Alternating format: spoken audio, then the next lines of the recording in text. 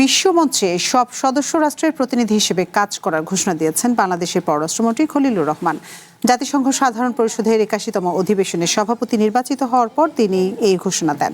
আগামী ১ বছর তিনি দায়িত্ব পালন করবেন। তার এই সাফল্যে অভিনন্দন জানিয়েছেন প্রধানমন্ত্রী তারেক রহমান। জাতিসংঘের ৮১তম অধিবেশন শুরু হবে আগামী ৮ September.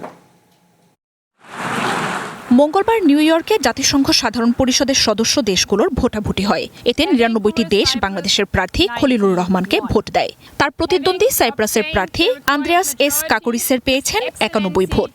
Khalilur Rahman of Bangladesh has been elected President of the General Assembly.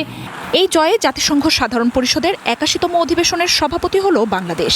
এই ঘটনাকে আন্তর্জাতিক অঙ্গনে বাংলাদেশের প্রতি জাতিসংঘের সদস্য রাষ্ট্রসমূহের আস্থা, গ্রহণযোগ্যতা এবং ক্রমবর্ধমান কূটনৈতিক প্রভাবের সুস্পষ্ট প্রতিফলন হিসেবে উল্লেখ করেছে জাতিসংঘে বাংলাদেশের স্থায়ী মিশন। জয়ের পর দেয়া ভাষণে জাতিসংঘের সদস্য রাষ্ট্রগুলোকে ধন্যবাদ জানান খলিলুর রহমান। সভাপতি পদে মনোনয়ন ও সমর্থনের জন্য প্রধানমন্ত্রী তারেক রহমানকেও ধন্যবাদ জানান তিনি। চলমান নানা সংঘাত সহিংসতায় সংস্থাটির সামনে থাকা চ্যালেঞ্জ মোকাবিলায় ও প্রস্তুতি বাস্তবায়নে সবার সাথে কাজ করার কথা জানান খলিলুর রহমান। জাতিসংঘের অধিবেশন এমন এক সময়ে শুরু হতে যাচ্ছে যখন নানা দিক থেকে এর বিশ্বাসযোগ্যতা পরীক্ষার সম্মুখীন। মানবাধিকারের উন্নতি ঘটলেও বিশ্বজুড়ে আরও বিভিন্ন অধিকার বাধার সম্মুখীন হচ্ছে।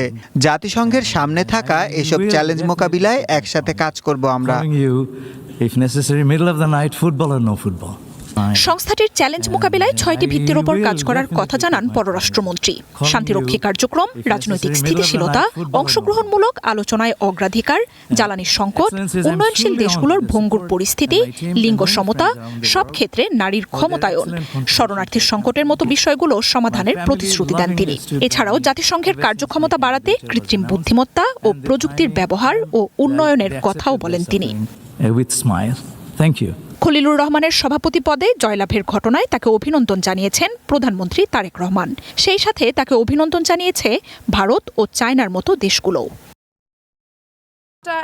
এর আগে ১৯৮৬ সালে জাতিসংঘ সাধারণ পরিষদের অধিবেশনে সভাপতি হিসেবে বাংলাদেশের প্রতিনিধিত্ব করেন Humayun Rashid Chowdhury. Continue addressing major intergovernmental Marjia উপমা, ওয়ান ইন্টারন্যাশনাল ডেস্ক।